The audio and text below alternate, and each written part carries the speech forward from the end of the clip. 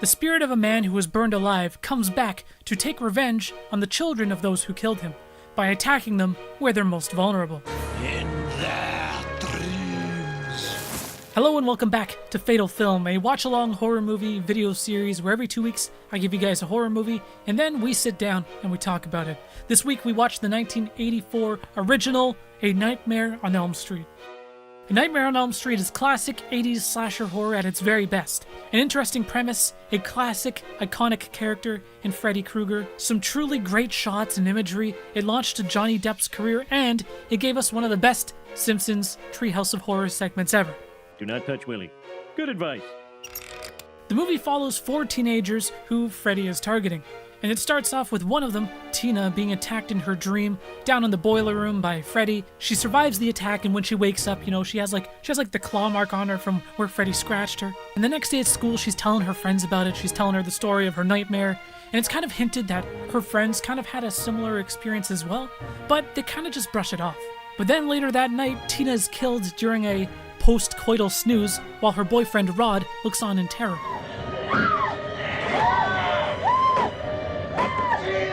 Shit is a mess, and they do some cool upside-down room camera tricks, and it's actually not the only time in the film where they'll use this technique. And seeing as how Rod was in the room with her while this happened, the police conclude that Rod's the one who killed her. He tries to evade capture for a bit, but is eventually caught and then put in jail. The main character of the film, Nancy, is the only one that believes that Rod didn't do it, mainly because she too is being tormented by Freddy in her dreams. Who are you? And goddamn does Freddy enjoy what he does. He's not your typical silent slasher horror movie killer. I think that's what really makes him stand out. He never shuts up. He's having the fucking time of his life. Just look at this man run. And that is the run of a man enjoying himself. So Nancy believes Rod, but the problem is that nobody believes Nancy. They basically think that she's suffering from some sort of PTSD after discovering her friend Tina's dead body. She falls asleep in class and has like a panic attack. The scene at the school I actually thought was one of the more creepy scenes in the movie. Just like how the student is like whispering at the front of the class and then seeing Tina in the body bag in the hallway. It's good stuff. So Freddy continues to torment Nancy in her dreams, which leads to her avoiding sleep altogether. And her parents think that she just needs help, and they take her to go and see a sleep expert. And while being examined, she falls asleep and manages to grab hold of Freddy's hat and bring it back with her to the real world. This is also how she learns Freddy's name and mentions it to her parents, who both look at each other and clearly know more than what they're letting on. Rod ends up getting killed while in prison, but Freddy kills him by hanging him, making it look like a suicide. So again, no one believes Nancy. It's also revealed by Nancy's mother that Freddy used to be a child killer and was never sentenced to go to prison based on a technicality. So the parents in the neighborhood took matters into their own hands and killed Freddy themselves by burning him. So now Freddy's back, taking his revenge. So because Nancy was able to bring Freddy's hat back with her from the dream world to the real world, she devises a plan to basically take Freddy out of the dream world entirely. Because in reality, Freddy doesn't have any powers. But things don't exactly go according to plan. Hello? I'm your boyfriend now, Nancy.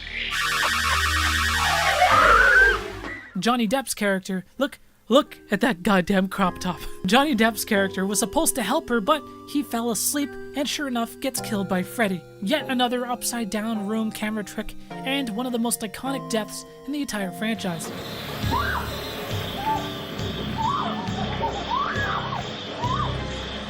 Although, even without Johnny Depp's help, Nancy was successful at bringing Freddy out of her dreams, and now, stripped of his power, is vulnerable.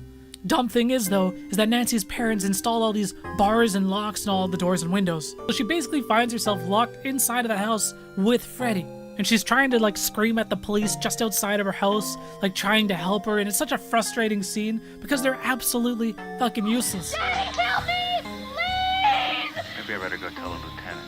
So Nancy is fighting Freddy Krueger off, and she kind of set up some traps ahead of time, and she actually ends up setting him on fire, and this scene is actually kind of hilarious, because you can tell when Freddy is replaced by a stunt person in a fireproof suit, because all of a sudden he looks way thicker. I love the ridiculous practical effects in this movie, even when they look fake as all hell, and this is never more prevalent than in the final scene of the film.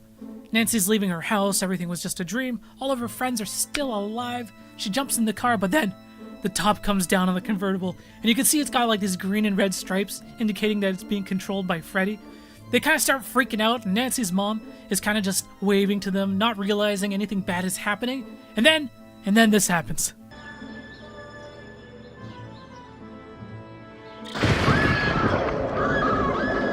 She gets pulled through the goddamn window, and she's clearly replaced. She's clearly replaced with a goddamn blow-up doll. I could watch this scene over and over, and it's still entertaining every single time. Brilliant. Brilliant. So that's pretty much it for the plot of the film. This movie's got a lot of things going for it. First and foremost, Robert Englund as Freddy Krueger. He is just so charismatic, and he's just having the time of his life playing this character, and he's really hamming it up. He just oozes personality, especially compared to so many of the silent villains in other slasher horror films. This is really what makes it stand out. This movie's also really well shot. I feel like a lot of the shots, a lot of the imagery are really, really effective and really powerful, and super iconic as well, like the bathtub scene with Freddy's hand coming out of the water, the school hallway scene with the body bag, everything in the boiler room. Man, Freddy coming out of the wall over the bed. You can tell that they're just kind of basically using like a sheet and just like pressing his face against it. They tried to recreate this scene in the remake, and they made it all CG, and it looks terrible. This really shows that less is more, and really shows the effectiveness of practical effects. Granted, not all of the practical effects are great. It's kind of hit and miss, but that's also part of the charm. I will say I think things do slow down a little bit in the back half of the film. I think the first half is definitely a lot stronger. The sound effects and the music are also kind of hilarious, especially like in some of the the jump scenes where Freddy's popping out. They use these laser sound effects almost. Pew pew pew. It's like once you notice it, it becomes a little bit distracting. And there's a lot of scenes with Freddy where there's like this synth techno music that kicks in. It's like super intense and it almost feels out of place, but it's like the most 80s thing ever. And this was like the first time I've seen this movie in probably like 15 years. It's so different than anything else out there, especially with modern horror. It really, really made me appreciate it. I had a lot of fun watching this movie. I give this like an 8.5 out of 10. I think it's great.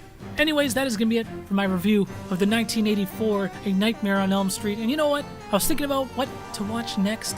And while watching this film, there was a scene in the classroom, and there was an actress playing the teacher, and I recognized her. I couldn't quite put my finger on it. I swear I've seen her before, so I had to go and IMDb it, and sure enough, she played Elise in the Insidious franchise. And I remember really liking the first Insidious movie, and it's been a little while since I've seen it, so that's what it's going to be for the next episode of Fatal Film, the 2010 horror film Insidious, directed by James Wan. So we'll watch Insidious for next episode and talk about it in 2 weeks' time. Let me know what you guys thought of A Nightmare on Elm Street. Thank you so much for watching. Peace out.